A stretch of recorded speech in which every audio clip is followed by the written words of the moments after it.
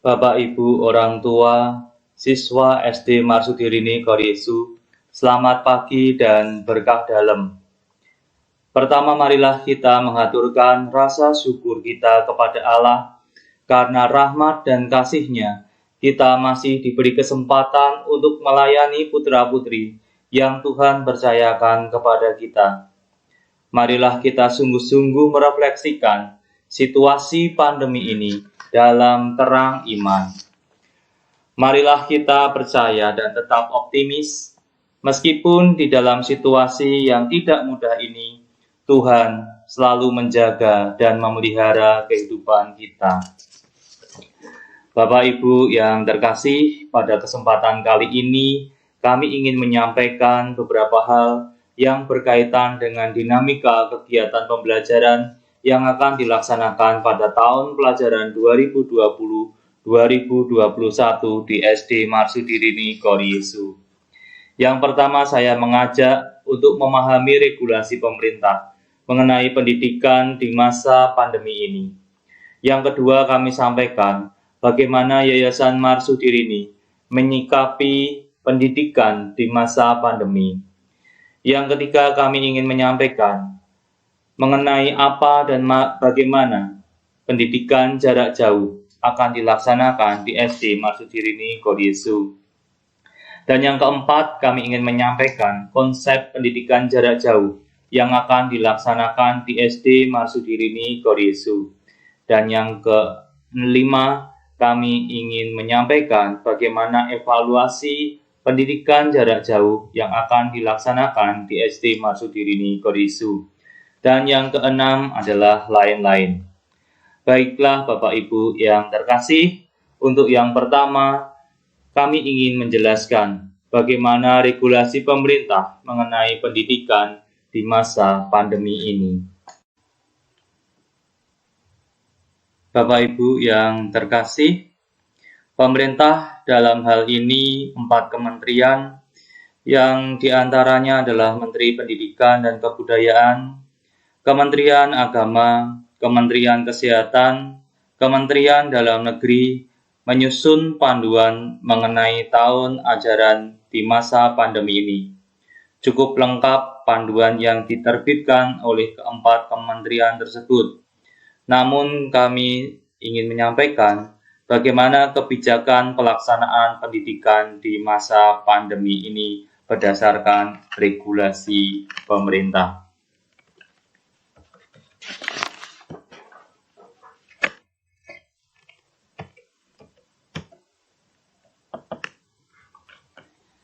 Prinsip kebijakan pendidikan di masa pandemi COVID-19, kesehatan dan keselamatan peserta didik, pendidik, tenaga kependidikan, keluarga dan masyarakat merupakan prioritas utama dalam menetapkan kebijakan pendidikan.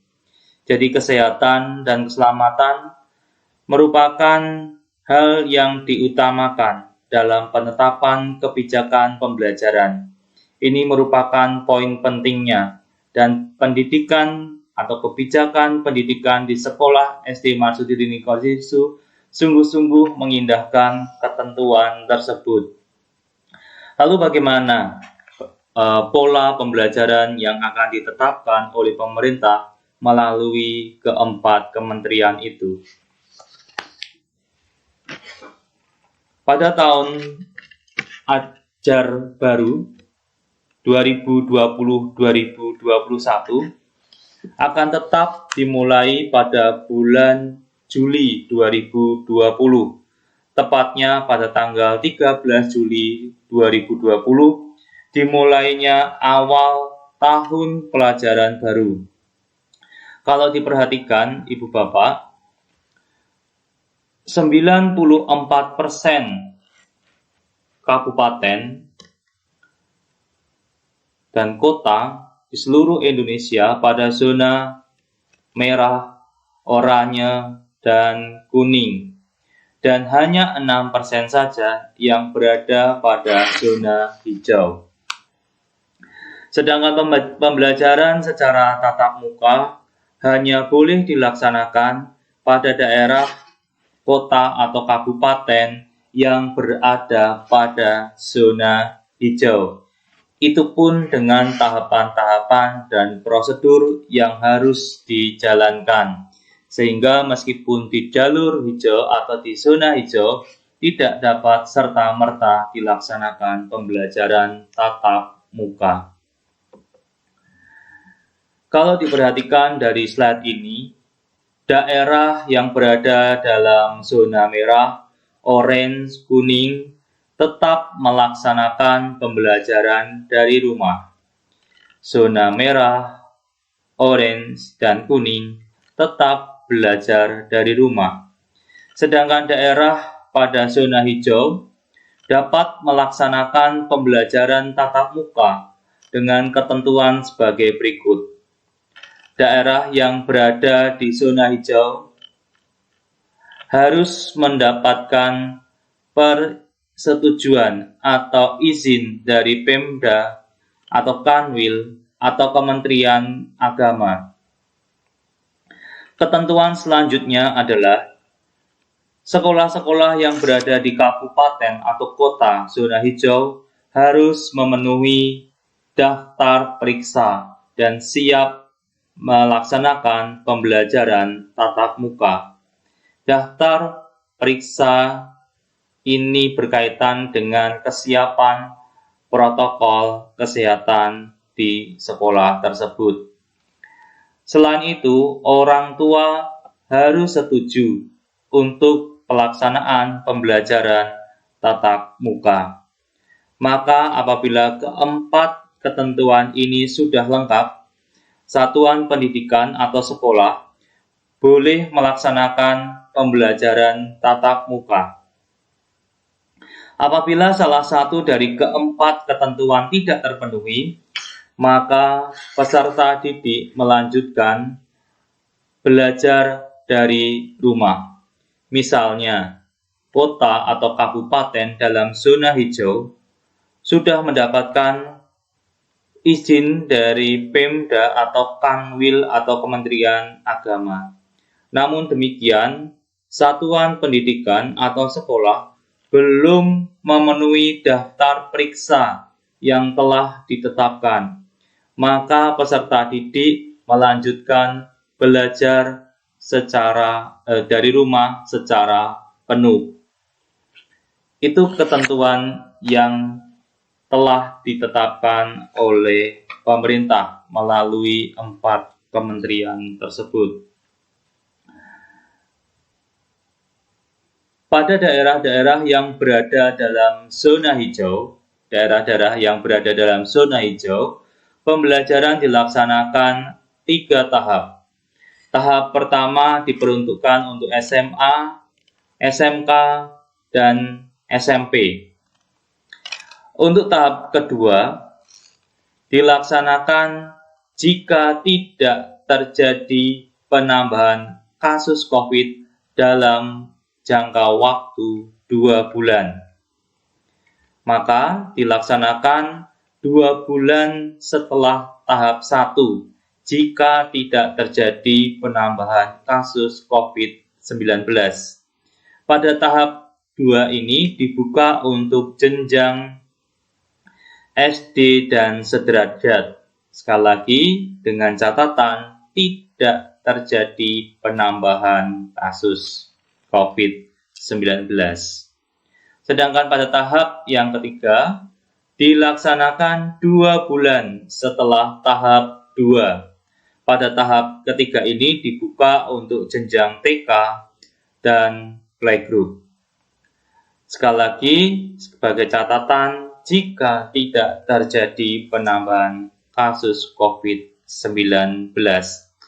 Apabila ada penambahan kasus pada satuan pendidikan, maka satuan pendidikan atau sekolah itu harus ditutup kembali. Lalu bagaimana dengan Yayasan Marsudirini dalam menyikapi pembelajaran di masa pandemi ini? Yayasan Marsudirini mengacu pada dasar pemikiran sebagai berikut.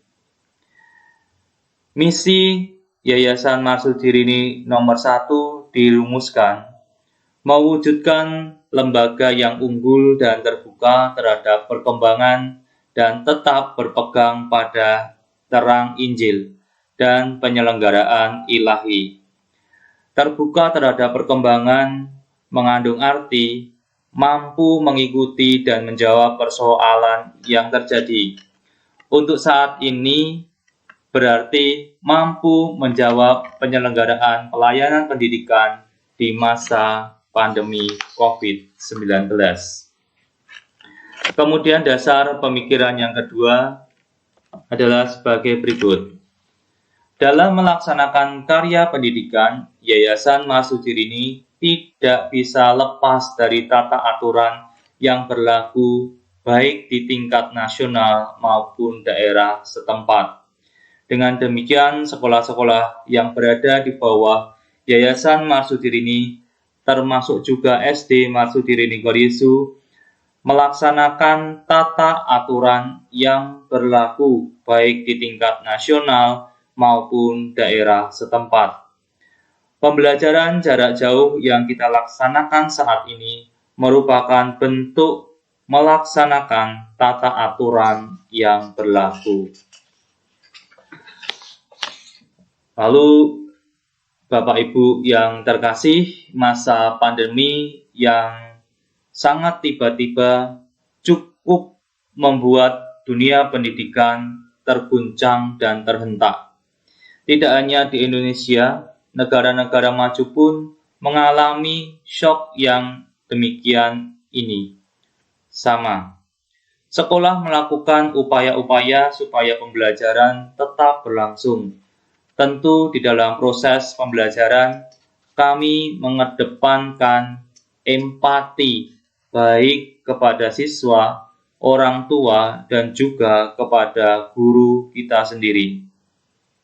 Kami sadar adanya kendala-kendala seperti sarana yang dimiliki oleh siswa, kemudian kesiapan orang tua, kesiapan guru, adanya jaringan yang berbeda-beda, waktu yang tidak mudah untuk disamakan jika terjadi atau dilaksanakan telekonferensi, kemudian fasilitas, dan lain sebagainya. Pada kesempatan kali ini, kami berterima kasih kepada orang tua yang telah memberikan masukan-masukan mengenai pembelajaran.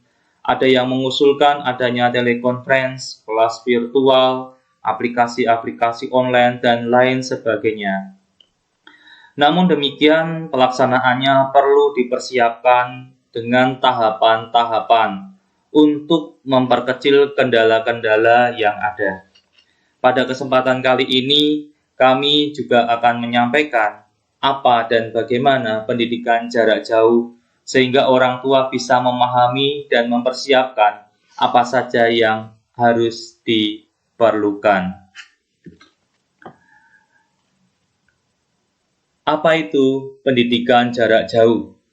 Pendidikan jarak jauh yang selanjutnya disebut dengan PJJ adalah pendidikan yang peserta didiknya terpisah dari pendidik dan pembelajarannya menggunakan berbagai sumber belajar melalui teknologi informasi dan komunikasi dan atau media yang lain. Capaian pembelajaran harus realistis, artinya tujuan pembelajaran dapat tercapai walaupun dilaksanakan pembelajaran jarak jauh. Itu adalah karakteristik pendidikan jarak jauh. Kemudian strategi pembelajaran kita menyesuaikan dengan situasi dan kondisi yang ada.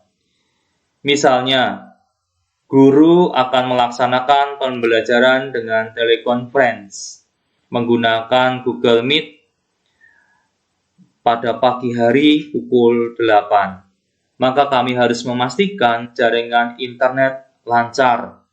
Anak-anak memiliki handphone atau laptop atau sarana-sarana yang diperlukan. Kami juga harus memastikan anak-anak dapat mengoperasikan atau mungkin dibantu oleh orang tua. Kami juga harus memastikan bahwa orang tua di jam tersebut bisa mendampingi dan lain-lain sebagainya. Maka pembelajaran jarak jauh ini tidak hanya sekedar teknologi yang digunakan, tetapi memperhatikan situasi dan kondisi siswa itu sendiri. Bapak Ibu yang terkasih, perlu mengetahui konsep pendidikan jarak jauh. Setidaknya bisa memahami pembelajaran yang akan dilaksanakan di SD Marsudwirini Koryesu. Memang pendidikan yang akan kami lakukan ada dasar teoritisnya atau dasar keilmuannya. Bapak Ibu yang terkasih, selanjutnya apa saja jenis pendidikan jarak jauh? Ada dua hal atau dua jenis. Yang pertama adalah berbasis jaringan dan yang kedua berbasis waktu. Untuk berbasis jaringan itu dibedakan jadi dua, yakni luring atau di luar jaringan. Artinya tidak terhubung dengan jaringan elektronik ataupun digital. Yang kedua adalah daring. Daring itu artinya dalam jaringan. Artinya pembelajaran yang terhubung dengan jaringan elektronik dan digital. Contoh pembelajaran luring. Misalkan anak-anak mengerjakan LKS. Anak-anak merangkum di buku. Anak-anak melaksanakan eksperimen di rumah. Anak-anak merangkum atau mencari kata-kata sukar dari teks yang dibaca di rumah. Itu merupakan contoh-contoh luring, luar jaringan atau tidak memerlukan jaringan. Sedangkan contoh daring yang bisa kita laksanakan atau kita lakukan antara lain teleconference, searching di Google, kemudian membuka YouTube, mengerjakan Google Form, dan lain-lain. Pada intinya adalah pembelajaran daring itu memerlukan jaringan, itu daring. Untuk selanjutnya, jenis pendidikan jarak jauh yang berbasis waktu dibedakan menjadi dua juga, yakni sinkronus dan asinkronus. Apa itu sinkronus? Sinkronus adalah pembelajaran di mana terjadi interaksi langsung antara guru dan juga siswa dalam waktu pembelajaran yang sama. Contoh sinkronus itu yang dapat kita laksanakan yaitu teleconference, bisa menggunakan Zoom, bisa menggunakan Google Meet, bisa menggunakan Webex, bisa menggunakan Hangout, bisa juga menggunakan WA video group call. Untuk beberapa waktu yang lalu, Ibu Bapak Guru SD Marsudwirini Koryesu mempergunakan video group call. Pada intinya, untuk sinkronus adalah pembelajaran terjadi interaksi langsung pada waktu yang sama. Sedangkan asinkronus itu adalah pembelajaran di mana tidak terjadi interaksi langsung antara pendidik dan peserta didik. Tidak terjadi interaksi langsung antara guru dan siswanya karena waktu pembelajaran yang berbeda. Contohnya adalah searching di Google. Kemudian siswa mengerjakan LKS. Kemudian siswa mengerjakan Google Form dan lain-lain sebagainya. Intinya tidak terjadi interaksi antara guru dan siswa secara langsung.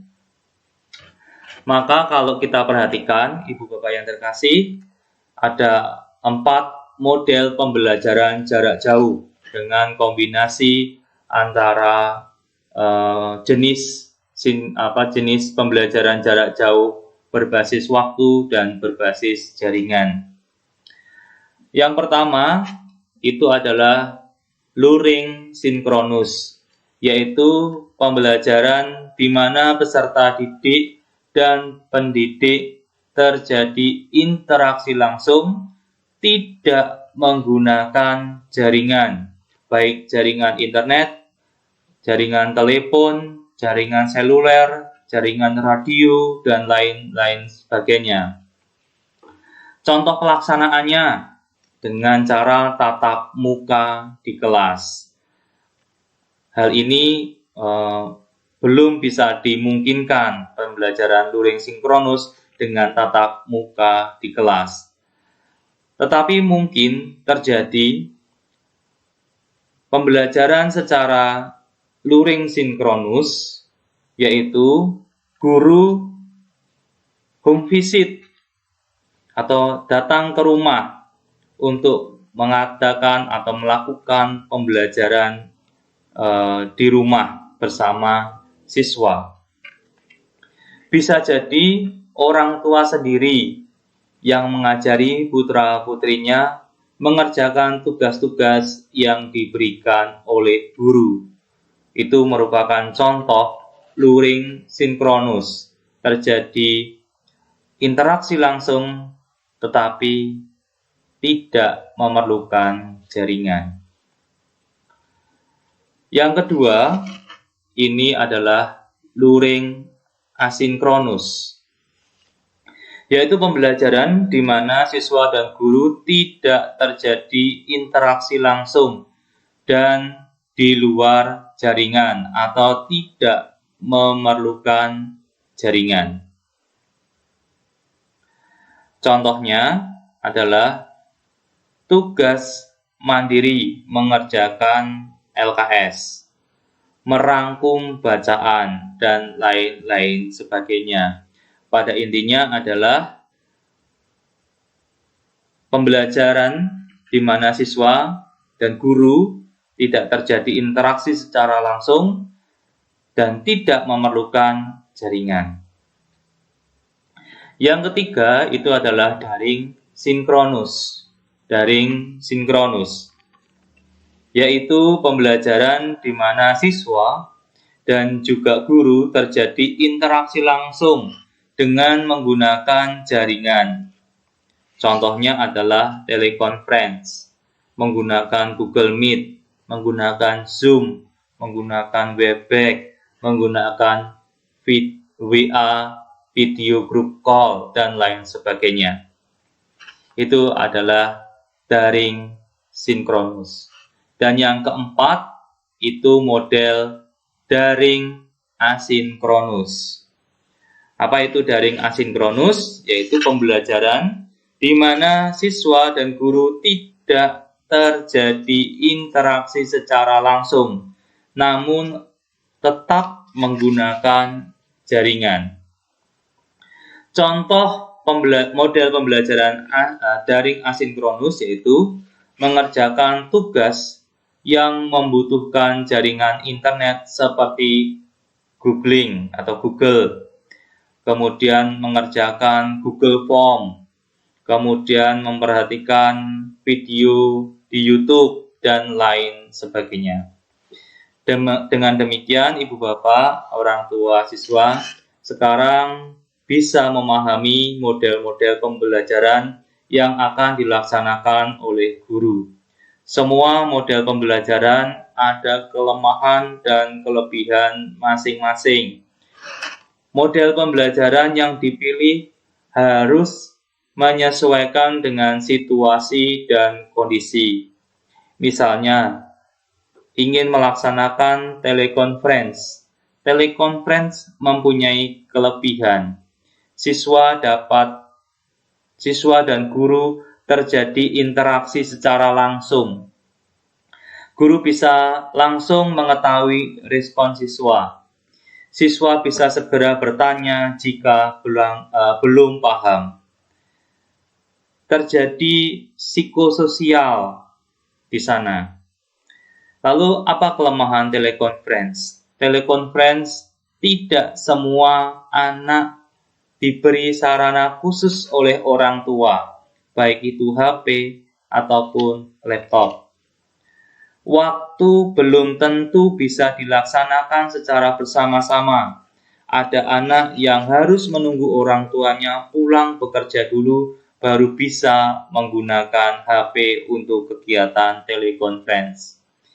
Kemudian jaringan belum tentu bagus, setiap daerah itu biasanya berbeda-beda kondisi jaringannya dan lain sebagainya. Pada intinya adalah setiap model pembelajaran itu ada kelemahan dan kelebihan. Apakah model-model pembelajaran itu bagus? Tentu sangat bagus apabila disesuaikan dengan situasi dan kondisi yang ada. Lalu bagaimana dengan SD Marsudirini Koryesu?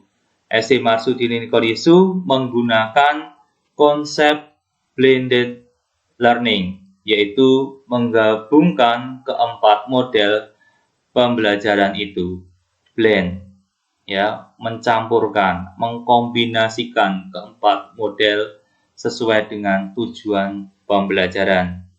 Kadang-kadang guru menggunakan luring sinkronus, kadang menggunakan luring asinkronus, kadang menggunakan daring sinkronus, kadang menggunakan daring asinkronus.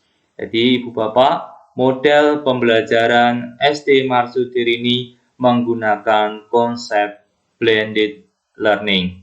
Tentu saja, sekali lagi, model pembelajaran itu memiliki kekurangan dan kelebihan yang sebaiknya juga harus dipahami oleh orang tua.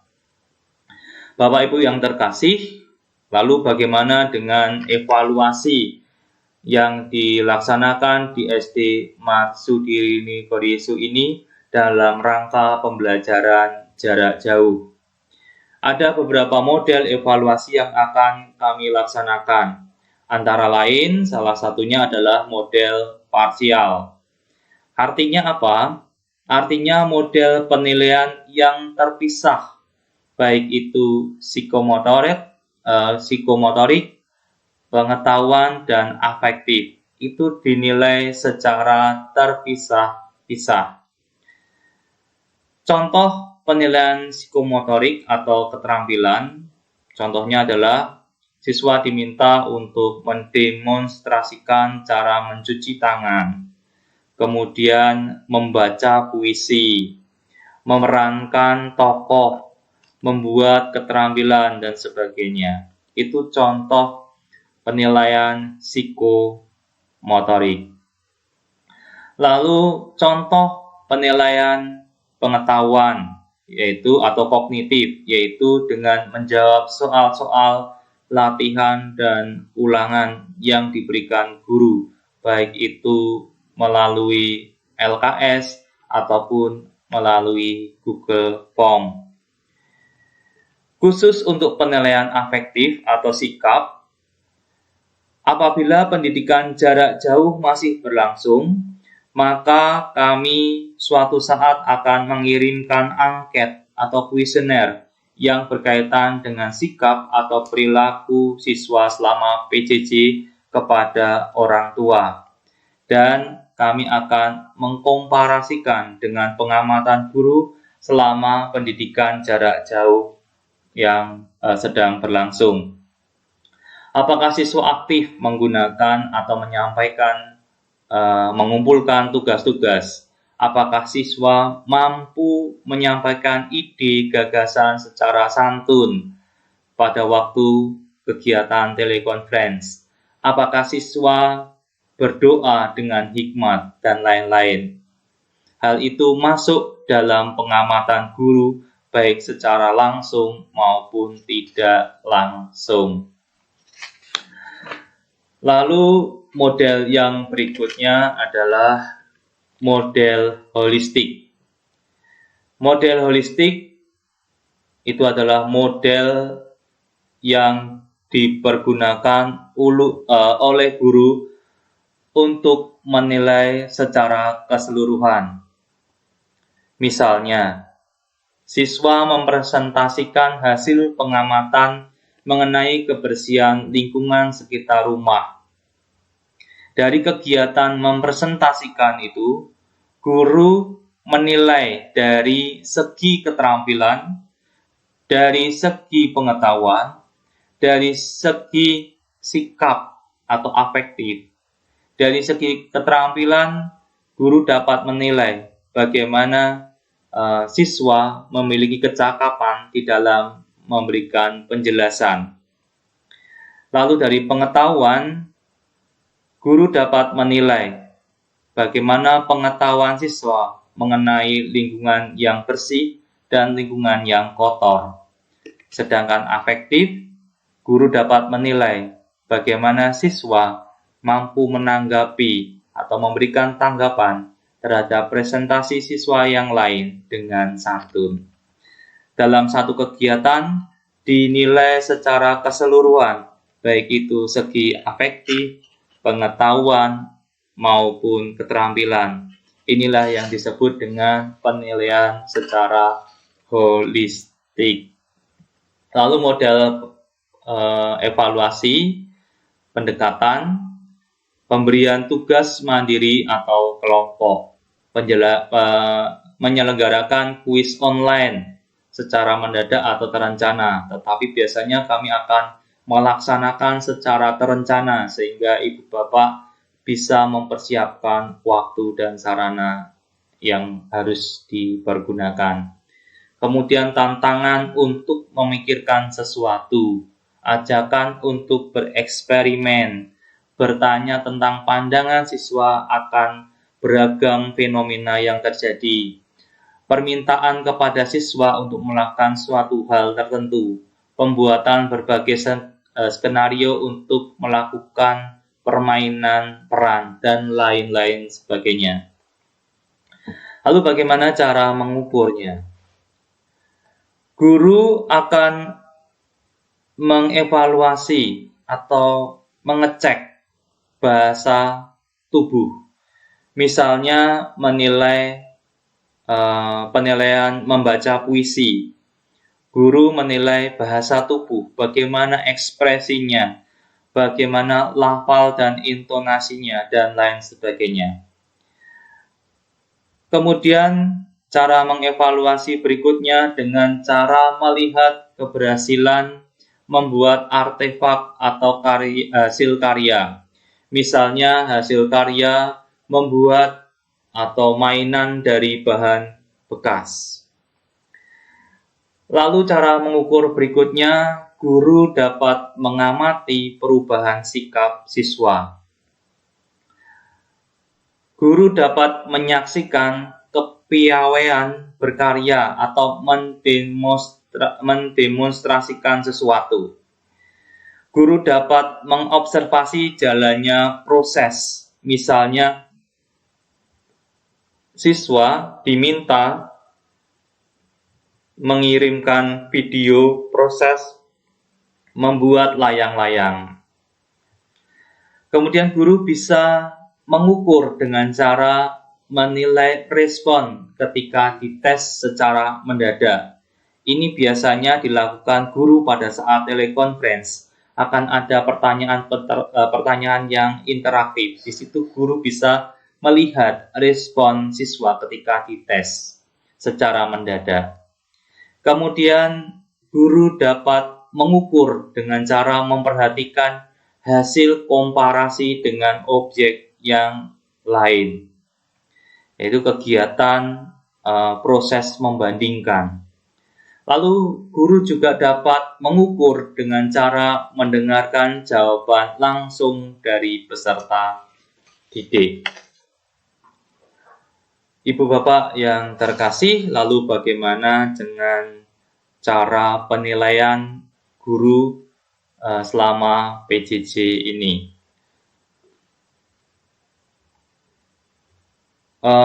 Cara menghitungnya demikian. NA atau nilai akhir itu didapat dari 2 kali nilai harian ditambah penilaian tengah semester dan ditambah penilaian akhir semester dibagi 4. Nilai harian ini biasanya diambil dari ulangan-ulangan atau tugas-tugas atau pengamatan pengetahuan atau keterampilan siswa pada saat telekonferensi. Itu nilai-nilai harian. Lalu untuk nilai rapot, jika pandemi masih berlangsung, maka penilaian rapotnya memperhatikan nilai rapot sebelumnya dengan penghitungan sebagai berikut. Nilai rapot didapat dari hasil nilai akhir yang ini ditambah dengan nilai rapot sebelumnya dibagi 2. Itu nilai rapot jika pandemi masih berlangsung. Apabila dalam waktu dekat tidak terjadi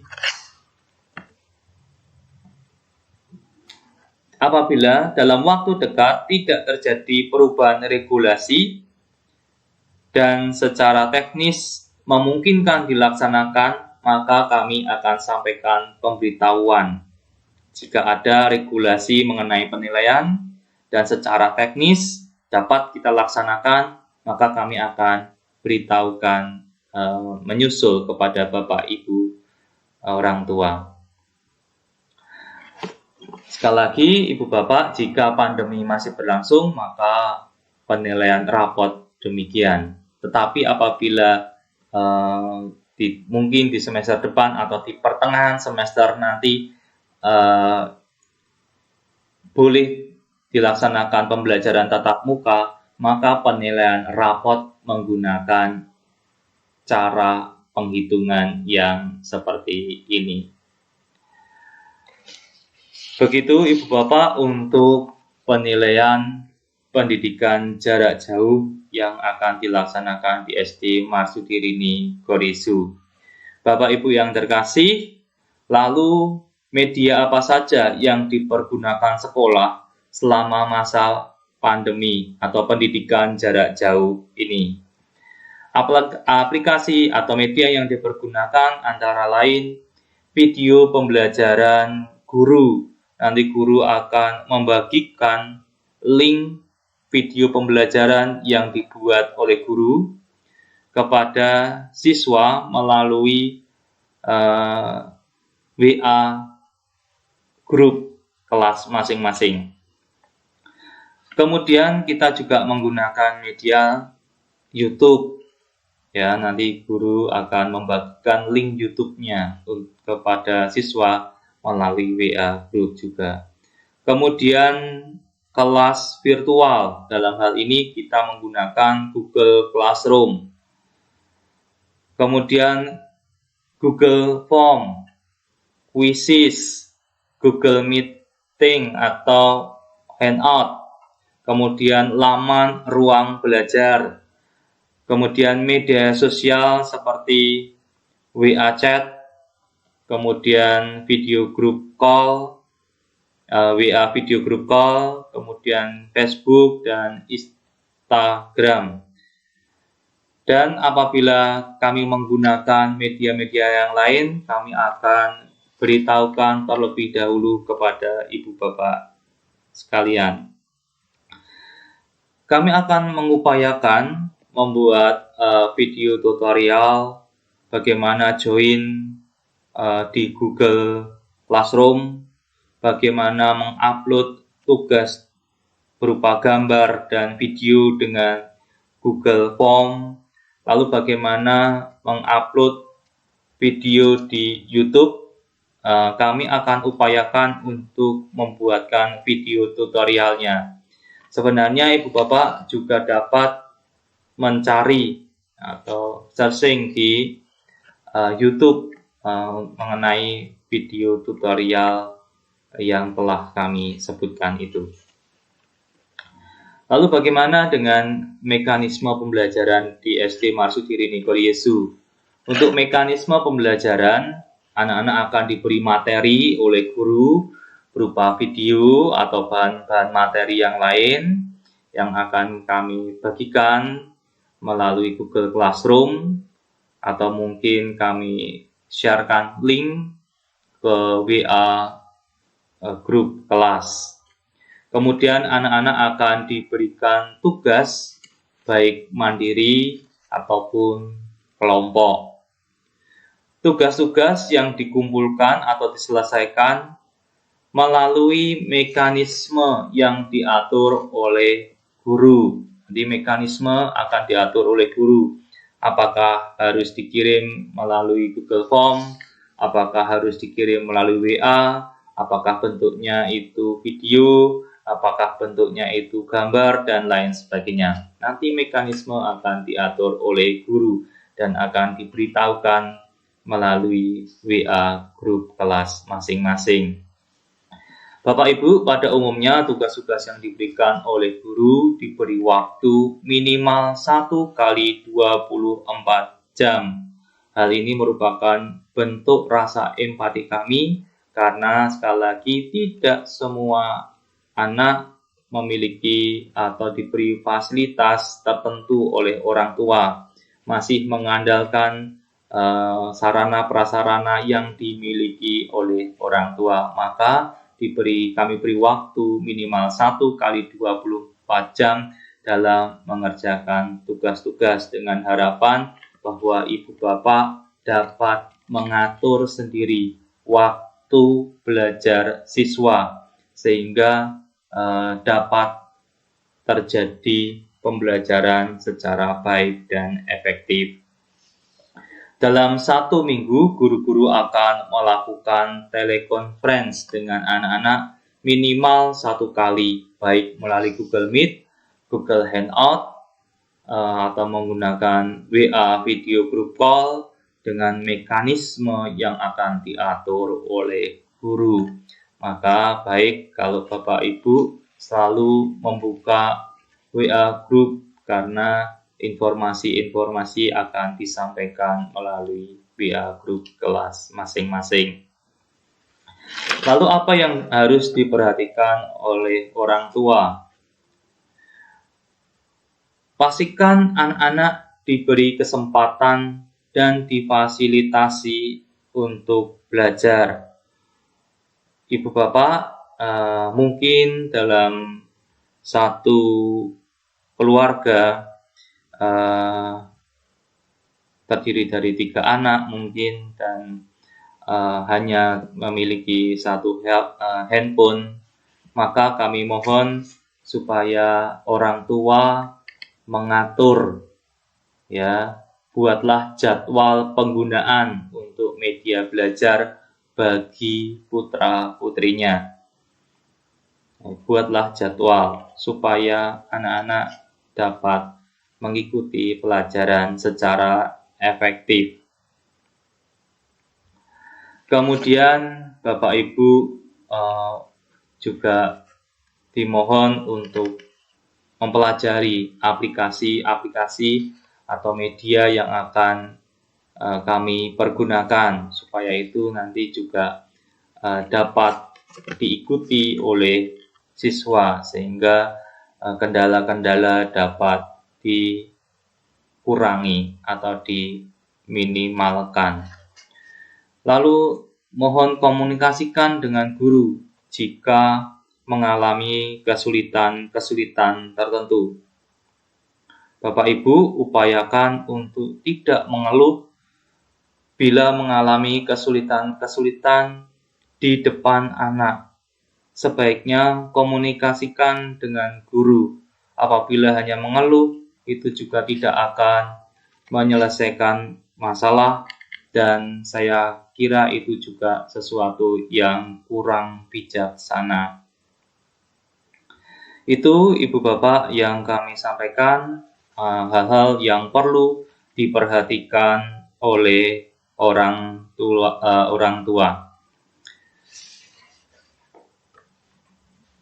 Bapak Ibu yang terkasih, pendidikan jarak jauh ini kami susun perencanaannya dalam jangka waktu 1 semester. Apabila di waktu dekat ada perubahan status atau regulasi, kami akan segera informasikan kepada orang tua. Apabila sekolah sudah diizinkan untuk melaksanakan pembelajaran secara tatap muka, mohon anak-anak mulai sekarang dibiasakan dulu untuk mengikuti protokol kesehatan, mulai social distancing, kebiasaan untuk mencuci tangan, menggunakan sabun, lalu menggunakan masker, dan lain sebagainya. Mohon mulai sekarang sudah dipersiapkan ibu bapak di rumah. Sekolah juga sudah berupaya akan terus mengupayakan melengkapi sarana dan prasarana yang mendukung protokol kesehatan. Dan demi kebaikan bersama, maka alangkah baiknya apabila mulai sekarang anak-anak sungguh dibiasakan adaptasi baru. Ibu Bapak yang terkasih, mengenai KKM dan kalender pendidikan, nanti kami akan sampaikan melalui WA grup kelas. Untuk kalender pendidikan yang akan kami bagikan, sangat mungkin terjadi perubahan-perubahan karena memang situasi dan kondisi terus berkembang, terus mengalami perubahan-perubahan. Nantinya kami tetap akan sampaikan informasi jika terjadi perubahan-perubahan mengenai kalender pendidikan. Dan yang terakhir, Ibu Bapak, ini hubungan dengan administrasi. Mohon untuk uang sekolah Bapak Ibu dapat mulai membayar melalui virtual account Bank Mandiri. Sebaiknya Bapak Ibu membayar melalui Bank Mandiri karena apabila melalui bank lain dibutuhkan 2 hari supaya hasil transferan atau uang itu masuk ke account Bank Mandiri. Lalu kami juga mohon supaya Ibu Bapak dapat membayar tepat waktu. Semakin ditunda maka semakin berat untuk Bapak Ibu sekalian. Dan supaya juga tidak mengalami kendala-kendala dalam mengakses materi ataupun tugas-tugas yang diberikan oleh guru kepada siswa. Dan apabila terjadi kendala-kendala di dalam mengakses materi pembelajaran dan tugas-tugas, maka mohon orang tua dapat menghubungi administrasi atau bagian administrasi kami.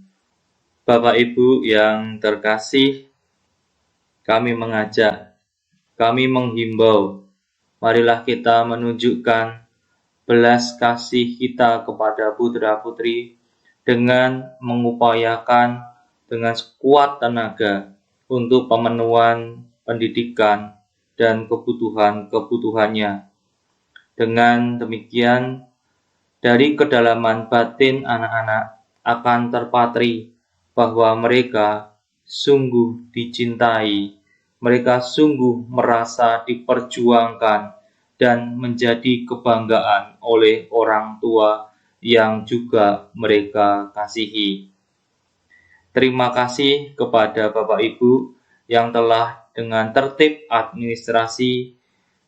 Sekolah Marsudirini adalah sekolah misi. Dengan tertib administrasi, Bapak Ibu telah mendukung dan terlibat terlayaninya pendidikan bagi ribuan anak yang dilayani dalam pendidikan Marsudi Rini. Dengan iman kita percaya Tuhan pasti akan memelihara pendidikan anak-anak Bapak Ibu sampai mereka mendapatkan masa depannya yang gemilang. Para guru pun kami ajak untuk terlibat.